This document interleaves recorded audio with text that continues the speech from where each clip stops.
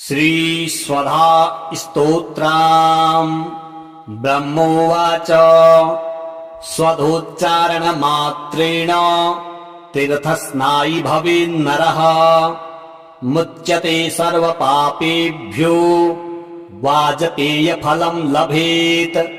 स्वधा स्वधा स्वधीति एवम् यदि वारत्रयम् स्मरेत् श्राद्धस्य फलमाप्नोति कालतर्पणयोस्तथा। श्राद्धकाले सुधास्तोत्रम् यः शृणोति समाहितः लभेच्छाद्धशतानाम् च पुण्यमेव न संशयः। स्वधा स्वधा स्वधीत्येवम् त्रिसन्ध्यम् यः पठेन्नरः प्रियाम् विनीताम् स लभेत् साध्वीम् पुत्रम् गुणान्वितम्। पितॄणाम् प्राणतुल्या त्वम् द्विजजीवनरूपिणी श्राद्धाधिष्ठात्री देवी च श्राद्धादीनाम् फलप्रदा। बहिर्मन्मनसो गच्छ पितॄणाम् तुष्टिहेतवे सम्प्रीतये द्विजातीनाम् ग्रहिणाम् वृद्धिहेतवे। नित्या नित्यस्वरूपासि गुणरूपासि सुब्रते आविर्भावस्थिरो भावः सृष्टौ च प्रलये तव। ॐ स्वस्ति च नमः स्वाहा स्वधा त्वम् दक्षिणा तथा निरूपिताश्चतुर्वेदे शतप्रशस्ताश्च कर्मिणाम्।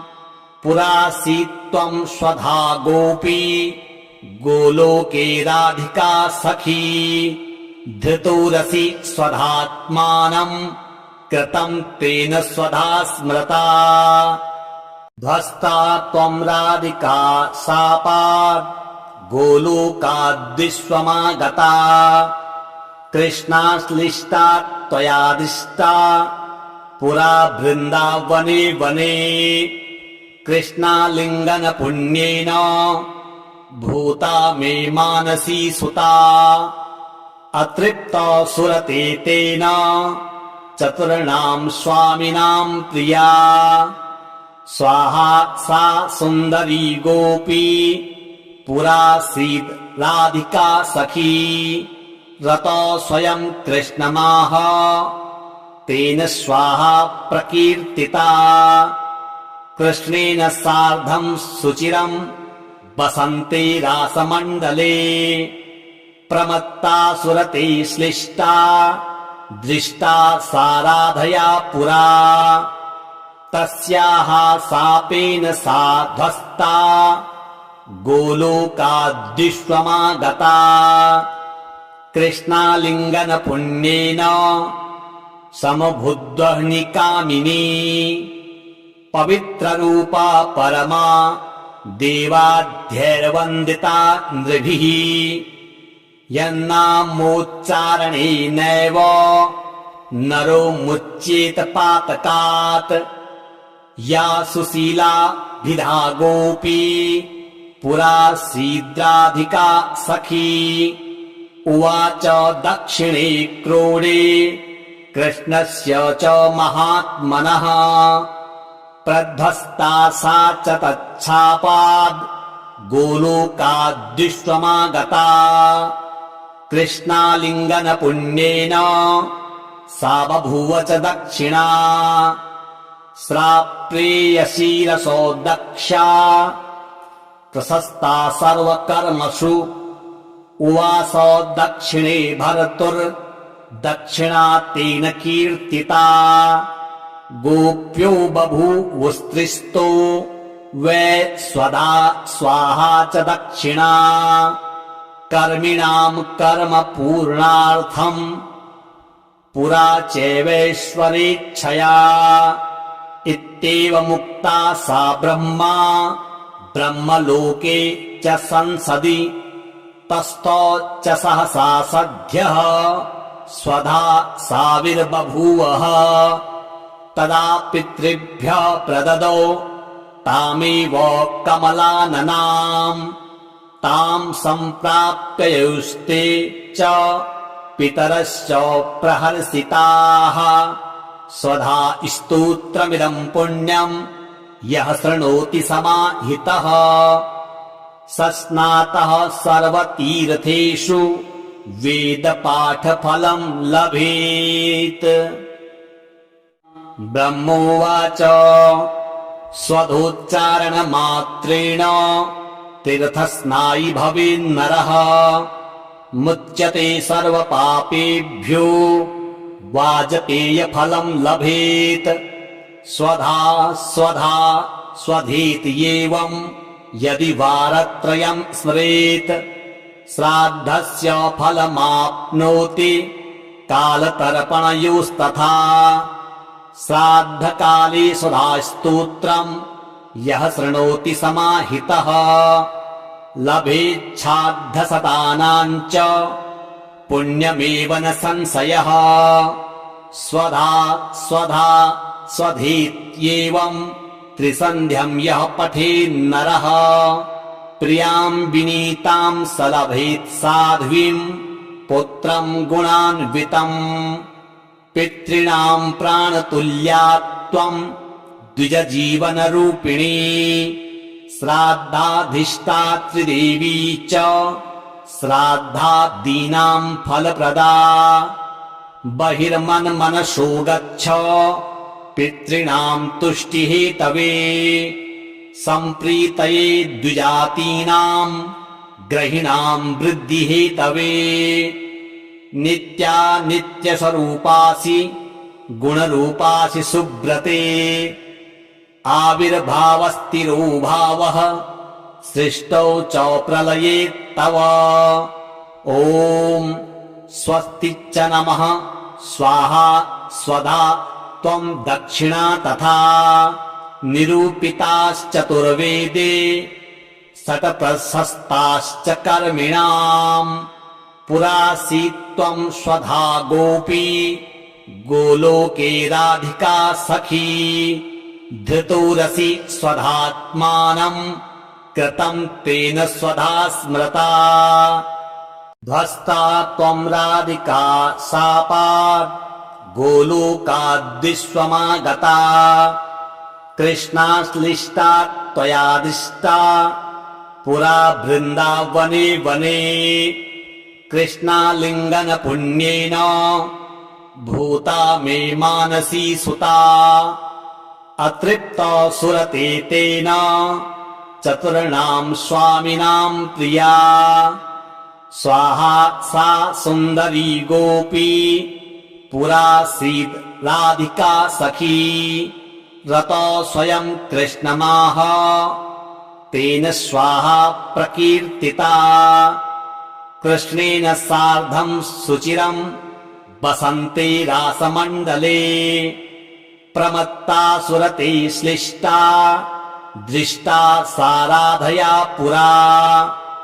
तस्याः शापेन सा ध्वस्ता गोलोकाद्विश्वमागता कृष्णालिङ्गन पुण्येन समभुद्वह्निकामिनी। पवित्ररूपा परमा देवाद्यैर्वन्दिता नृभिः यन्नामोच्चारणेनैव नरो मुच्येत पातकात्। या सुशीला भिधा गोपी पुरासीद्राधिका सखी उवाच दक्षिणे क्रोडे कृष्णस्य च महात्मनः प्रध्वस्ता सा च तच्छापाद् गोलोकाद्विश्वमागता कृष्णालिङ्गन पुण्येन सा बभूव च दक्षिणा। श्राप्रेयसीरसो दक्षा प्रशस्ता सर्वकर्मसु उवास दक्षिणे भर्तुर्दक्षिणा तेन कीर्तिता। गोप्यो बभूवुस्त्रिस्तो वै स्वधा स्वाहा च दक्षिणा। कर्मिणाम् कर्म पूर्णार्थम् पुरा चैवेश्वरेच्छया इत्येवमुक्ता सा ब्रह्मा ब्रह्मलोके च संसदि तस्थौ च सहसा सद्यः स्वधा साविर्बभूवः तदा पितृभ्यः प्रददौ तामेव कमलाननाम् तां सम्प्राप्य युस्ते च पितरश्च प्रहर्षिताः स्वधा स्तोत्रमिदं पुण्यं यः शृणोति समाहितः स स्नातः सर्वतीर्थेषु वेदपाठफलं लभेत्। ब्रह्मोवाच स्वधोच्चारणमात्रेण तीर्थस्नायी भवेन्नरः मुच्यते सर्वपापेभ्यो वाजपेयफलं लभेत्।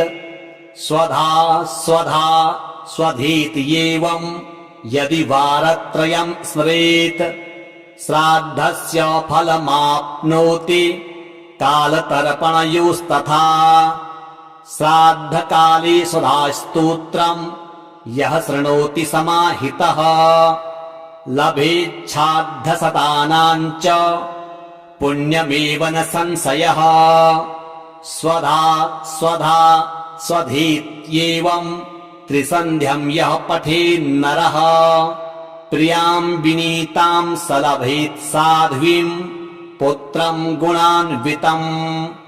पितॄणां प्राणतुल्या त्वं द्विजजीवनरूपिणी श्राद्धाधिष्ठात्रिदेवी च श्राद्धादीनां फलप्रदा। बहिर्मन्मनसो गच्छ पितॄणां तुष्टिहेतवे सम्प्रीतये द्विजातीनां ग्रहिणां वृद्धिहेतवे। नित्या नित्यस्वरूपासि गुणरूपासि सुब्रते आविर्भावस्थिरो भावः सृष्टौ च प्रलये तव। ॐ स्वस्ति च नमः स्वाहा स्वधा त्वं दक्षिणा तथा निरूपिताश्चतुर्वेदे षट्प्रशस्ताश्च कर्मिणाम्। पुरासि त्वं स्वधा गोपी गोलोके राधिका सखी धृतोरसि स्वधात्मानं कृतं तेन स्वधा स्मृता। ध्वस्ता त्वं राधिका शापात् गोलोकाद्विश्वमागता कृष्णाश्लिष्टा त्वयादिष्टा पुरा वृन्दावने वने। कृष्णालिङ्गन पुण्येन भूता मे मानसी सुता अतृप्त सुरते तेन चतुर्णां स्वामिनां प्रिया। स्वाहा सा सुन्दरी गोपी पुरासीद् राधिका सखी रतो स्वयं कृष्णमाह तेन स्वाहा प्रकीर्तिता। कृष्णेन सार्धं सुचिरं वसन्ते रासमण्डले प्रमत्ता सुरते श्लिष्टा दृष्टा साराधया पुरा। तस्याः शापेन सा ध्वस्ता गोलोकाद्विश्वमागता कृष्णालिङ्गन पुण्येन समबुद्ध्वनिकामिनी। पवित्ररूपा परमा देवाद्यैर्वन्दिता नृभिः यन्नामोच्चारणेनैव नरो मुच्येत पातकात्। या सुशीला भिधा गोपी पुरासीद्राधिका सखी उवाच दक्षिणे क्रोडे कृष्णस्य च महात्मनः प्रध्वस्ता सा च तच्छापाद् गोलोकाद्विश्वमागता।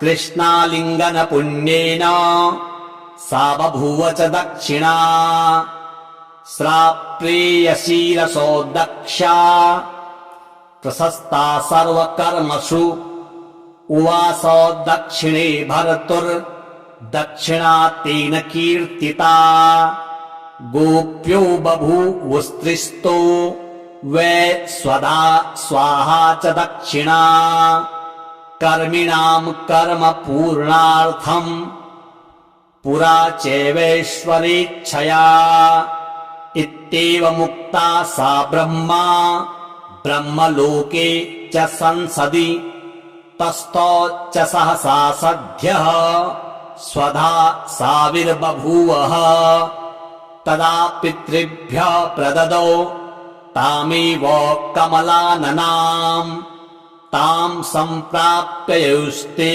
च पितरश्च प्रहर्षिताः स्वधा स्तोत्रमिदं पुण्यं यः शृणोति समाहितः स स्नातः सर्वतीर्थेषु वेदपाठफलं लभेत्। ब्रह्मोवाच स्वधोच्चारणमात्रेण तीर्थस्नायी भवेन्नरः मुच्यते सर्वपापेभ्यो वाजपेयफलं लभेत्। स्वधा स्वधा स्वधीत्येवं यदि वारत्रयं स्मरेत् श्राद्धस्य फलमाप्नोति कालतर्पणयोस्तथा श्राद्धकाले सुधास्तोत्रं यः शृणोति समाहितः लभेच्छाद्धशतानां च पुण्यमेव न संशयः। स्वधा स्वधा स्वधीत्येवं त्रिसन्ध्यं यः पठेन्नरः प्रियां विनीतां स लभेत् साध्वीं पुत्रं गुणान्वितम्। पितॄणां प्राणतुल्या त्वं द्विजजीवनरूपिणी श्राद्धाधिष्ठात्रिदेवी च श्राद्धादीनां फलप्रदा।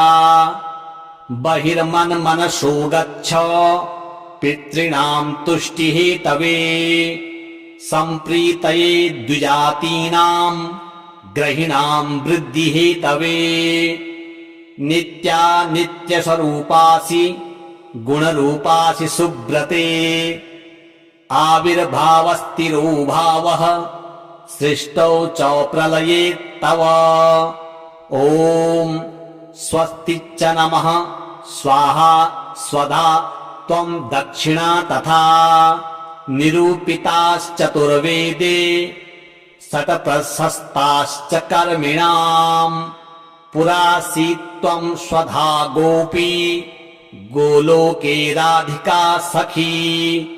धृतोरसि स्वधात्मानं कृतं तेन स्वधा स्मृता ध्वस्ता त्वं राधिका शापात् गोलोकाद्विश्वमागता कृष्णाश्लिष्टा त्वयादिष्टा पुरा बृन्दावने वने।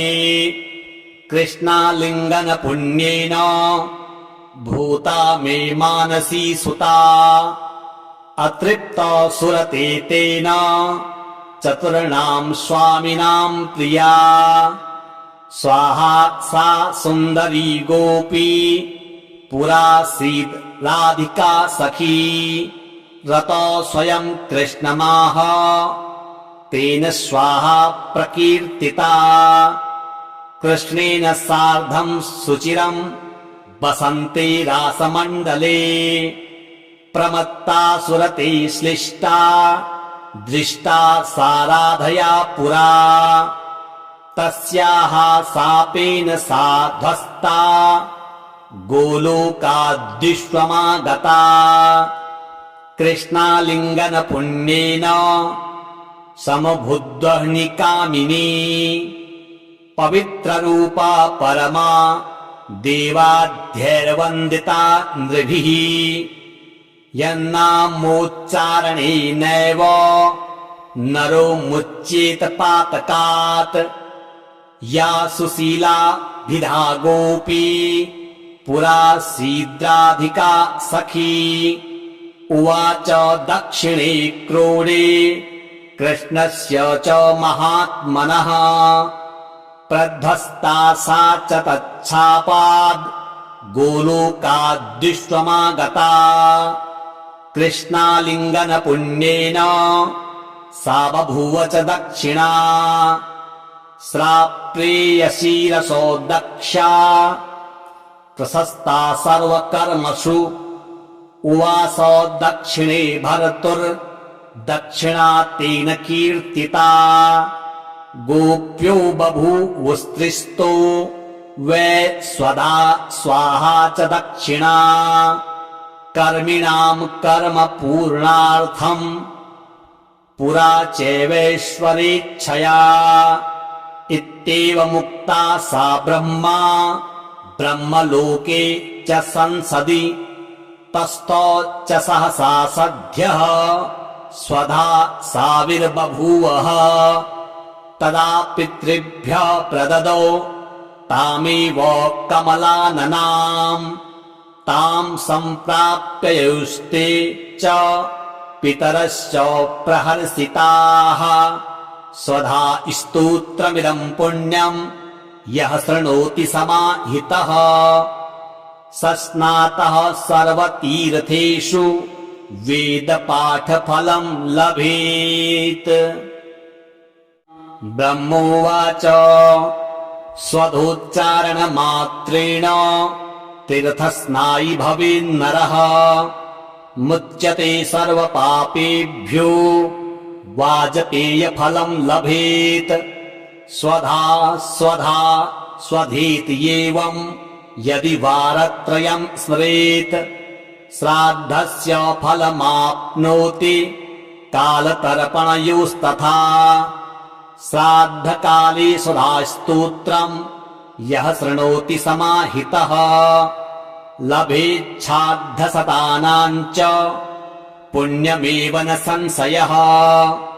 स्वधा स्वधा स्वधेत्येवं त्रिसन्ध्यं यः पठेन्नरः प्रियां विनीतां स लभेत् साध्वीं पुत्रं गुणान्वितम् पितॄणां प्राणतुल्या त्वं द्विजजीवनरूपिणी श्राद्धाधिष्ठात्रिदेवी च श्राद्धादीनां फलप्रदा बहिर्मन्मनसो गच्छ पितॄणां तुष्टिहेतवे सम्प्रीतये द्विजातीनां ग्रहिणां वृद्धिहेतवे नित्या नित्यस्वरूपासि गुणरूपासि सुब्रते आविर्भावस्थिरो भावः सृष्टौ च प्रलये तव ॐ स्वस्ति च नमः स्वाहा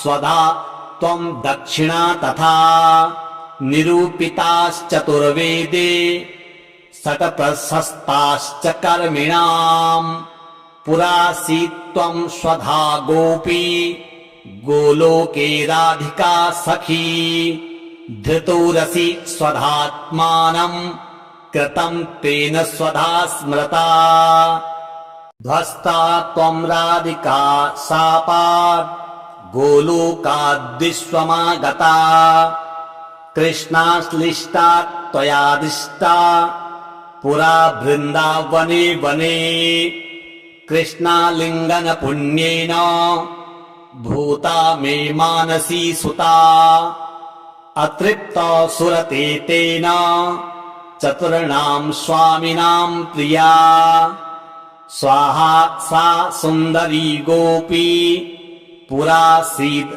राधिका सखी रतो स्वयं कृष्णमाह तेन स्वाहा प्रकीर्तिता कृष्णेन सार्धं सुचिरं वसन्ते रासमण्डले प्रमत्ता सुरते श्लिष्टा दृष्टा साराधया पुरा तस्याः शापेन सा ध्वस्ता गोलोकाद्विश्वमागता कृष्णालिङ्गनपुण्येन समभुद्वह्निकामिनी पवित्ररूपा परमा देवाद्यैर्वन्दिता नृभिः यन्नामोच्चारणेनैव नरो मुच्येत पातकात् या सुशीलाभिधा गोपी पुरा सीद्राधिका सखी उवाच दक्षिणे क्रोडे कृष्णस्य च महात्मनः प्रध्वस्ता सा च तच्छापाद् गोलोकाद्विश्वमागता कृष्णालिङ्गनपुण्येन सा बभूव च दक्षिणा श्राप्रेयसीरसो दक्षा प्रशस्ता सर्वकर्मसु उवास दक्षिणे भर्तुर्दक्षिणा तेन कीर्तिता गोप्यो बभूवुस्त्रिस्तो वै स्वधा स्वाहा च दक्षिणा कर्मिणां कर्म पूर्णार्थम् पुरा चैवैश्वरेच्छया इत्येव मुक्ता सा ब्रह्मा ब्रह्मलोके च संसदि तस्थो च सहसा सद्यः स्वधा साविर्बभूवः तदा पितृभ्यः प्रददौ तामेव कमलाननाम् तां सम्प्राप्ययुस्ते च पितरश्च प्रहर्षिताः स्वधा स्तोत्रमिदं पुण्यम् यः शृणोति समाहितः सस्नातः सर्वतीर्थेषु वेदपाठफलं लभेत्। ब्रह्मोवाच स्वधोच्चारणमात्रेण तीर्थस्नायी भवेन्नरः मुच्यते सर्वपापेभ्यो वाजपेयफलं लभेत्। स्वधा स्वधा स्वधीत्येवम् यदि वारत्रयम् स्मरेत् श्राद्धस्य फलमाप्नोति कालतर्पणयोस्तथा श्राद्धकाले सुधास्तोत्रम् यः शृणोति समाहितः लभेच्छाद्धशतानाम् च पुण्यमेव न संशयः। स्वधा स्वधा स्वधीत्येवम् त्रिसन्ध्यम् यः पठेन्नरः प्रियाम् विनीताम् स लभेत् साध्वीम् पुत्रम् गुणान्वितम् पितॄणाम् प्राणतुल्या त्वम् द्विजजीवनरूपिणी श्राद्धाधिष्ठात्रिदेवी च श्राद्धादीनाम् फलप्रदा बहिर्मन्मनसो गच्छ पितॄणाम् तुष्टिहेतवे सम्प्रीतये द्विजातीनाम् ग्रहिणाम् वृद्धिहेतवे नित्या नित्यस्वरूपासि गुणरूपासि सुब्रते आविर्भावस्तिरो भावः सृष्टौ च प्रलये तव ॐ स्वस्ति च नमः स्वाहा स्वधा त्वं दक्षिणा तथा निरूपिताश्चतुर्वेदे षट्प्रशस्ताश्च कर्मिणाम् पुरासीत् त्वं स्वधा गोपी गोलोके राधिका सखी धृतोरसि स्वधात्मानम् कृतं तेन स्वधा स्मृता ध्वस्ता त्वं राधिका शापात् गोलोकाद्विश्वमागता कृष्णाश्लिष्टा त्वयादिष्टा पुरा वृन्दावने वने कृष्णालिङ्गनपुण्येन भूता मे मानसी सुता अतृप्ता सुरते तेन चतुर्णां स्वामिनां प्रिया स्वाहा सा सुन्दरी गोपी पुरासीत् राधिका सखी रतो स्वयं कृष्णमाह तेन स्वाहा प्रकीर्तिता कृष्णेन सार्धं सुचिरं वसन्ते रासमण्डले प्रमत्ता सुरते श्लिष्टा दृष्टा साराधया पुरा तस्याः शापेन सा ध्वस्ता गोलोकाद्विश्वमागता कृष्णालिङ्गन पुण्येन समभुद्वह्निकामिनी पवित्ररूपा परमा देवाद्यैर्वन्दिता नृभिः यन्नामोच्चारणेनैव नरो मुच्येत पातकात् या सुशीला भिधा गोपी पुरा सीद्राधिका सखी उवाच दक्षिणे क्रोडे कृष्णस्य च महात्मनः प्रध्वस्ता सा च तच्छापाद् गोलोकाद्विश्वमागता कृष्णालिङ्गन पुण्येन सा बभूव च दक्षिणा श्राप्रेयसीरसो दक्षा प्रशस्ता सर्वकर्मसु उवास दक्षिणे भर्तुर्दक्षिणा तेन कीर्तिता गोप्यो बभूवुस्त्रिस्तो वै स्वधा स्वाहा च दक्षिणा कर्मिणां कर्म पूर्णार्थम् पुरा चैवैश्वरेच्छया इत्येवमुक्ता सा ब्रह्मा ब्रह्मलोके च संसदि तस्थौ च सहसा सद्यः स्वधा साविर्बभूवः तदा पितृभ्यः प्रददौ तामेव कमलाननाम् तां सम्प्राप्य यौस्ते च पितरश्च प्रहर्षिताः स्वधा स्तोत्रमिदं पुण्यं यः शृणोति समाहितः सस्नातः सर्वतीर्थेषु वेदपाठफलं लभेत्।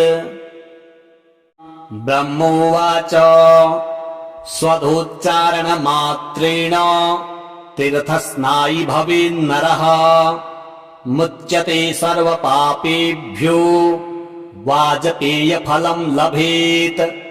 स्वधा स्वधा स्वधीति एवं यदि वारत्रयं स्मरेत् श्राद्धस्य फलमाप्नोति कालतर्पणयोस्तथा श्राद्धकाले सुधास्तोत्रं यः शृणोति समाहितः लभेच्छाद्धशतानां च पुण्यमेव न संशयः।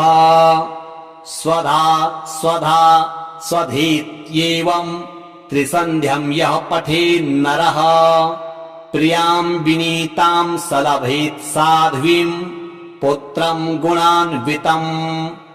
पितॄणां प्राणतुल्या त्वं द्विजजीवनरूपिणी श्राद्धाधिष्ठात्रिदेवी च श्राद्धादीनां फलप्रदा।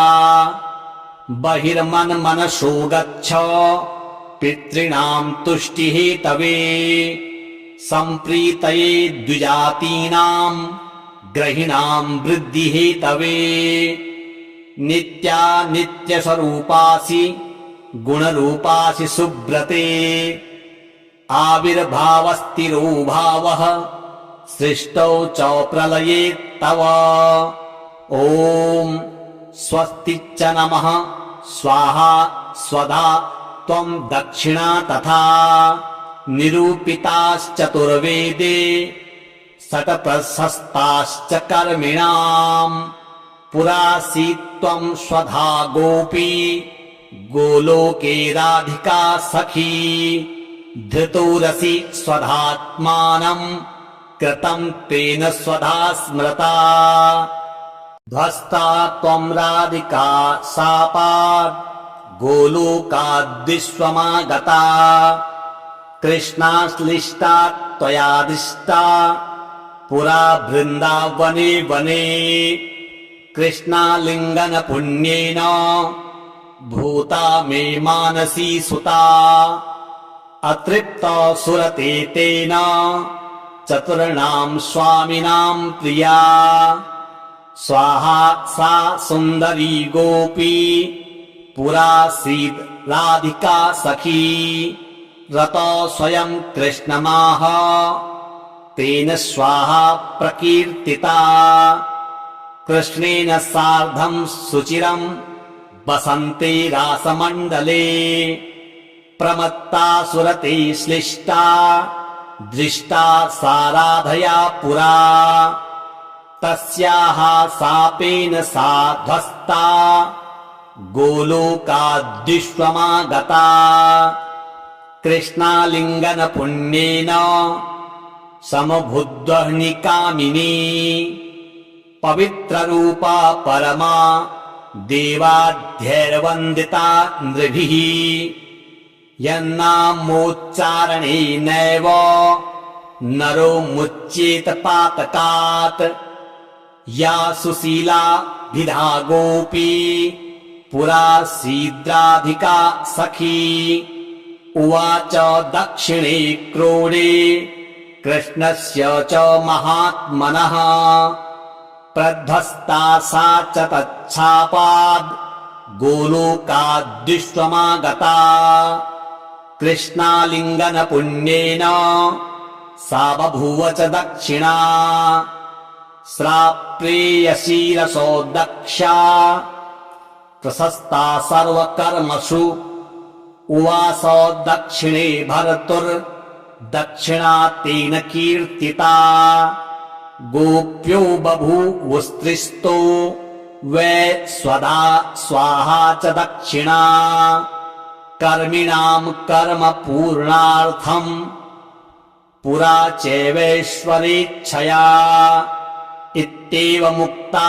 सा ब्रह्मलोके च संसदि तस्थो च सहसा सद्यः स्वधा साविर्बभूवः तदा पितृभ्यः प्रददौ तामेव कमलाननाम् तां सम्प्राप्य युस्ते च पितरश्च प्रहर्षिताः स्वधा स्तोत्रमिदं पुण्यं यः शृणोति समाहितः स स्नातः सर्वतीर्थेषु वेदपाठफलं लभेत्।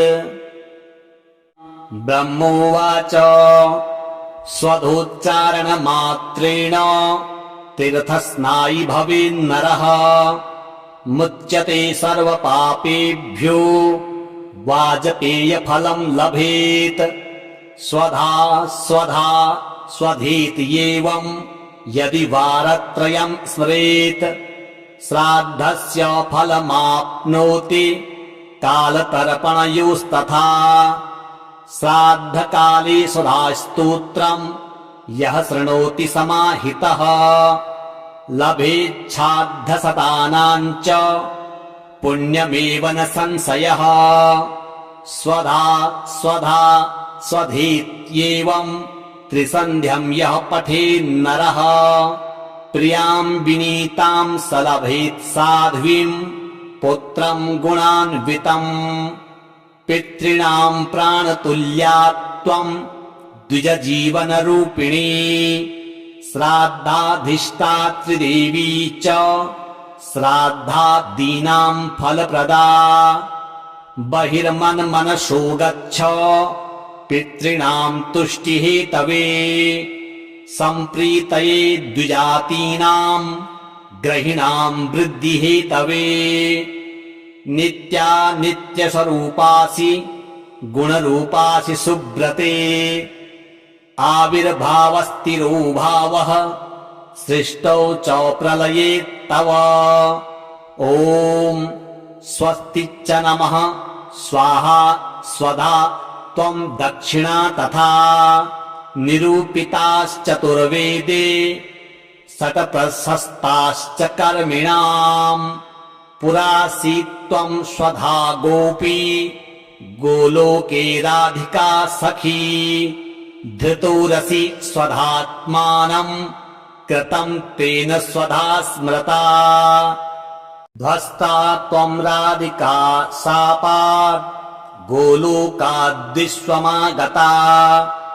कृष्णाश्लिष्टा त्वयादिष्टा पुरा वृन्दावने वने कृष्णालिङ्गन पुण्येन भूता मे मानसी सुता अतृप्त सुरते तेन चतुर्णां स्वामिनां प्रिया स्वाहा सा सुन्दरी गोपी पुरासीत् राधिका सखी रतो स्वयं कृष्णमाह तेन स्वाहा प्रकीर्तिता कृष्णेन सार्धं सुचिरं वसन्ते रासमण्डले प्रमत्ता सुरते श्लिष्टा दृष्टा साराधया पुरा तस्याः शापेन सा ध्वस्ता गोलोकाद्विश्वमागता कृष्णालिङ्गन पुण्येन समभुद्वह्निकामिनी पवित्ररूपा परमा देवाद्यैर्वन्दिता नृभिः यन्नामोच्चारणेनैव नरो मुच्येत पातकात् या सुशीला विधा गोपी पुरासीद्राधिका सखी उवाच दक्षिणे क्रोडे कृष्णस्य च महात्मनः प्रध्वस्ता सा च तच्छापाद् गोलोकाद्विश्वमागता कृष्णालिङ्गन पुण्येन सा बभूव च दक्षिणा श्राप्रेयसीरसो दक्षा प्रशस्ता सर्वकर्मसु उवास दक्षिणे भर्तुर्दक्षिणा तेन कीर्तिता गोप्यो बभूवुस्त्रिस्तो वै स्वधा स्वाहा च दक्षिणा कर्मिणां कर्म पूर्णार्थम् पुरा चैवैश्वरेच्छया इत्येवमुक्ता सा ब्रह्मा ब्रह्मलोके च संसदि तस्थौ च सहसा सद्यः स्वधा साविर्बभूवः तदा पितृभ्यः प्रददौ तामेव कमलाननाम् तां सम्प्राप्ययुस्ते च पितरश्च प्रहर्षिताः स्वधा स्तोत्रमिदं पुण्यं यः शृणोति समाहितः सस्नातः सर्वतीर्थेषु वेदपाठफलं लभेत्। ब्रह्मोवाच स्वधोच्चारणमात्रेण तीर्थस्नायी भवेन्नरः मुच्यते सर्वपापेभ्यो वाजपेयफलं लभेत्। स्वधा स्वधा स्वधेति एवं यदि वारत्रयं स्मरेत् श्राद्धस्य फलमाप्नोति कालतर्पणयोस्तथा श्राद्धकाले सुधास्तोत्रम् यः शृणोति समाहितः लभेच्छाद्धशतानां च पुण्यमेव न संशयः। स्वधा स्वधा स्वधेत्येवं त्रिसन्ध्यं यः पठेन्नरः प्रियां विनीतां स लभेत् साध्वीं पुत्रं गुणान्वितम्। पितॄणां प्राणतुल्या त्वं द्विजजीवनरूपिणी श्राद्धाधिष्ठात्रिदेवी च श्राद्धादीनां फलप्रदा। बहिर्मन्मनसो गच्छ पितॄणां तुष्टिहेतवे सम्प्रीतये द्विजातीनां ग्रहिणां वृद्धिहेतवे। नित्या नित्यस्वरूपासि गुणरूपासि सुब्रते आविर्भावस्तिरो भावः सृष्टौ च प्रलये तव। ॐ स्वस्ति च नमः स्वाहा स्वधा त्वं दक्षिणा तथा निरूपिताश्चतुर्वेदे शतप्रशस्ताश्च कर्मिणाम्। पुरासीत्त्वं स्वधा गोपी गोलोके राधिका सखी धृतोरसि स्वधात्मानम् कृतम् तेन स्वधा स्मृता ध्वस्ता त्वम् राधिका शापात् गोलोकाद्विश्वमागता कृष्णाश्लिष्टा त्वयादिष्टा पुरा वृन्दावने वने कृष्णालिङ्गन पुण्येन भूता मे मानसी सुता अतृप्ता सुरते तेन चतुर्णाम् स्वामिनाम् प्रिया स्वाहा सा सुन्दरी गोपी पुरासीद् राधिका सखी रतो स्वयं कृष्णमाह तेन स्वाहा प्रकीर्तिता कृष्णेन सार्धं सुचिरं वसन्ते रासमण्डले प्रमत्ता सुरते श्लिष्टा दृष्टा साराधया पुरा तस्याः शापेन सा ध्वस्ता गोलोकाद्विश्वमागता कृष्णालिङ्गन पुण्येन समबुद्ध्वनिकामिनी पवित्ररूपा परमा देवाद्यैर्वन्दिता नृभिः यन्नामोच्चारणेनैव नरो मुच्येत पातकात् या सुशीला भिधा गोपी पुरासीद्राधिका सखी उवाच दक्षिणे क्रोडे कृष्णस्य च महात्मनः प्रध्वस्ता सा च तच्छापाद् गोलोकाद्विश्वमागता कृष्णालिङ्गन पुण्येन सा बभूव च दक्षिणा श्राप्रेयसीरसो दक्षा प्रशस्ता सर्वकर्मसु उवास दक्षिणे भर्तुर्दक्षिणा तेन कीर्तिता गोप्यो बभूवुस्त्रिस्तो वै स्वधा स्वाहा च दक्षिणा कर्मिणाम् कर्म पूर्णार्थम् पुरा चैवैश्वरेच्छया इत्येव मुक्ता सा ब्रह्मा ब्रह्मलोके च संसदि तस्थो च सहसा सद्यः स्वधा साविर्बभूवः तदा पितृभ्यः प्रददौ तामेव कमलाननाम् ताम् सम्प्राप्य युस्ते च पितरश्च प्रहर्षिताः स्वधा स्तोत्रमिदम् पुण्यम् यः शृणोति समाहितः सस्नातः सर्वतीर्थेषु वेदपाठफलम् लभेत् ब्रह्मोवाच स्वधोच्चारणमात्रेण तीर्थस्नायी भवेन्नरः मुच्यते सर्वपापेभ्यो वाजपेयफलम् लभेत् स्वधा स्वधा स्वधीत्येवम् यदि वारत्रयम् स्मरेत् श्राद्धस्य फलमाप्नोति कालतर्पणयोस्तथा श्राद्धकाले सुधास्तोत्रम् यः शृणोति समाहितः लभेच्छाद्धशतानाम् च पुण्यमेव न संशयः स्वधा स्वधा स्वधीत्येवम् त्रिसन्ध्यम् यः पठेन्नरः प्रियाम् विनीताम् स लभेत् साध्वीम् पुत्रम् गुणान्वितम् पितॄणाम् प्राणतुल्या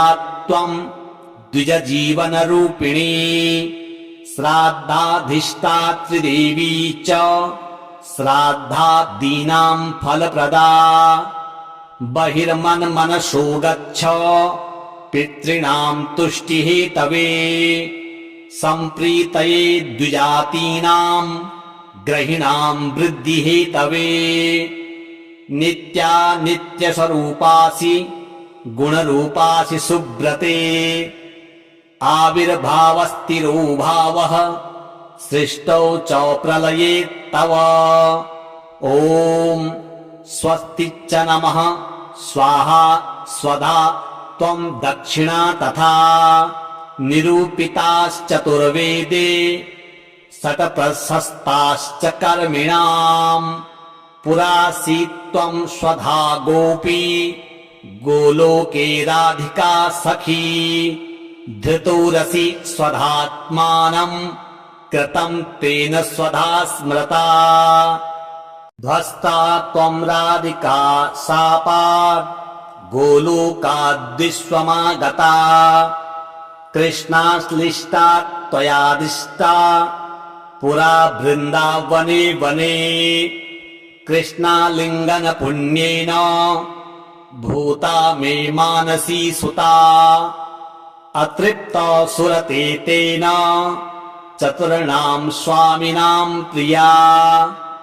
स्वाहा सा सुन्दरी गोपी पुरासीद् राधिका सखी रतो स्वयं कृष्णमाह तेन स्वाहा प्रकीर्तिता कृष्णेन सार्धं सुचिरं वसन्ते रासमण्डले प्रमत्ता सुरते श्लिष्टा दृष्टा सा राधया पुरा तस्याः शापेन सा ध्वस्ता गोलोकाद्विश्वमागता कृष्णालिङ्गन पुण्येन समभुद्वह्निकामिनी पवित्ररूपा परमा देवाद्यैर्वन्दिता नृभिः यन्नामोच्चारणेनैव नरो मुच्येत पातकात् या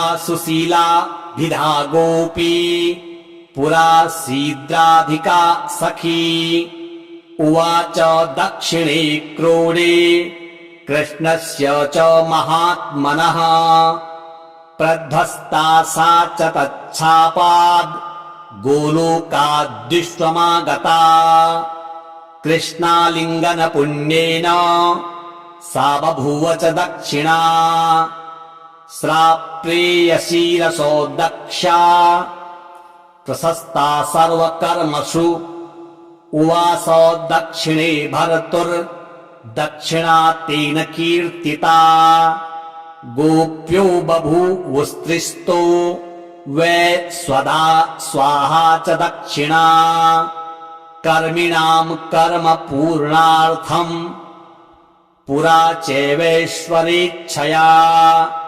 इत्येवमुक्ता सा ब्रह्मा ब्रह्मलोके च संसदि तस्थौ च सहसा सद्यः स्वधा साविर्बभूवः तदा पितृभ्यः प्रददौ तामेव कमलाननाम् तां सम्प्राप्ययुस्ते च पितरश्च प्रहर्षिताः स्वधा स्तोत्रमिदं पुण्यं यः शृणोति समाहितः सस्नातः सर्वतीर्थेषु वेदपाठफलं लभेत्। ब्रह्मोवाच स्वधोच्चारणमात्रेण तीर्थस्नायी भवेन्नरः मुच्यते सर्वपापेभ्यो वाजपेयफलं लभेत्। स्वधा स्वधा स्वधेति एवं यदि वारत्रयं स्मरेत् श्राद्धस्य फलमाप्नोति कालतर्पणयोस्तथा श्राद्धकाले सुधास्तोत्रं यः शृणोति समाहितः लभेच्छाद्धशतानां च पुण्यमेव न संशयः। स्वधा स्वधा स्वधेत्येवं त्रिसन्ध्यं यः पठेन्नरः प्रियां विनीतां स लभेत् साध्वीं पुत्रं गुणान्वितम्। पितॄणां प्राणतुल्या त्वं द्विजजीवनरूपिणी श्राद्धाधिष्ठात्री देवी च श्राद्धादीनां फलप्रदा बहिर्मन्मनसो गच्छ पितॄणां तुष्टिहेतवे सम्प्रीतये द्विजातीनां ग्रहिणां वृद्धिहेतवे नित्या नित्यस्वरूपासि गुणरूपासि सुब्रते आविर्भावस्तिरो भावः सृष्टौ च प्रलये तव ॐ स्वस्ति च नमः स्वाहा स्वधा त्वं दक्षिणा तथा निरूपिताश्चतुर्वेदे षट्प्रशस्ताश्च कर्मिणाम् पुरासि त्वं स्वधा गोपी गोलोके राधिका सखी धृतोरसि स्वधात्मानम् कृतं तेन स्वधा स्मृता ध्वस्ता त्वं राधिका शापात् गोलोकाद्विश्वमागता कृष्णाश्लिष्टा त्वयादिष्टा पुरा वृन्दावने वने कृष्णालिङ्गन पुण्येन भूता मे मानसी सुता अतृप्त सुरते तेन चतुर्णां स्वामिनां प्रिया स्वाहा सा सुन्दरी गोपी पुरासीद् राधिका सखी रतो स्वयं कृष्णमाह तेन स्वाहा प्रकीर्तिता कृष्णेन सार्धं सुचिरं वसन्ते रासमण्डले प्रमत्ता सुरते श्लिष्टा दृष्टा साराधया पुरा तस्याः शापेन सा ध्वस्ता गोलोकाद्विश्वमागता कृष्णालिङ्गन पुण्येन समभुद्वह्निकामिनी पवित्ररूपा परमा देवाद्यैर्वन्दिता नृभिः यन्नामोच्चारणेनैव नरो मुच्येत पातकात् या सुशीला विधा गोपी पुरासीद्राधिका सखी उवाच दक्षिणे क्रोडे कृष्णस्य च महात्मनः प्रध्वस्ता सा च तच्छापाद् गोलोकाद्विश्वमागता कृष्णालिङ्गन पुण्येन सा बभूव च दक्षिणा श्राप्रेयसीरसो दक्षा प्रशस्ता सर्वकर्मसु उवास दक्षिणे भर्तुर्दक्षिणा तेन कीर्तिता गोप्यो बभूवुस्त्रिस्तो वै स्वधा स्वाहा च दक्षिणा कर्मिणां कर्म पूर्णार्थम् पुरा चैवैश्वरेच्छया इत्येवमुक्ता सा ब्रह्मा ब्रह्मलोके च संसदि तस्थौ च सहसा सद्यः स्वधा साविर्बभूवः तदा पितृभ्यः प्रददौ तामेव कमलाननाम् तां सम्प्राप्य युस्ते च पितरश्च प्रहर्षिताः स्वधा स्तोत्रमिदं पुण्यम् यः शृणोति समाहितः सस्नातः सर्वतीर्थेषु वेदपाठफलं लभेत्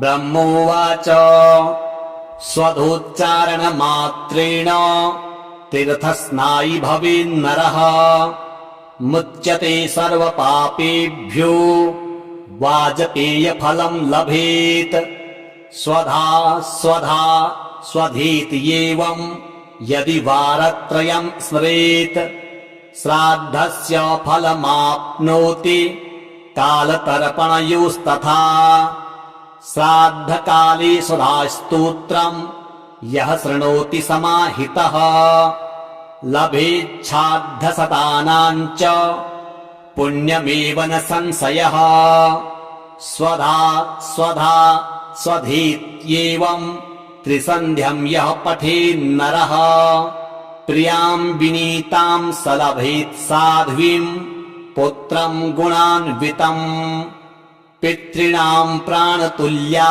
त्वं द्विजजीवनरूपिणी श्राद्धाधिष्ठात्री देवी च श्राद्धादीनां फलप्रदा बहिर्मन्मनसो गच्छ पितॄणां तुष्टिहेतवे सम्प्रीतये द्विजातीनां ग्रहिणां वृद्धिहेतवे नित्या नित्यस्वरूपासि गुणरूपासि सुब्रते आविर्भावस्तिरो भावः सृष्टौ च प्रलये तव ॐ स्वस्ति च नमः स्वाहा स्वधा त्वं दक्षिणा तथा निरूपिताश्चतुर्वेदे षट्प्रशस्ताश्च कर्मिणाम् पुरासि त्वं स्वधा गोपी गोलोके राधिका सखी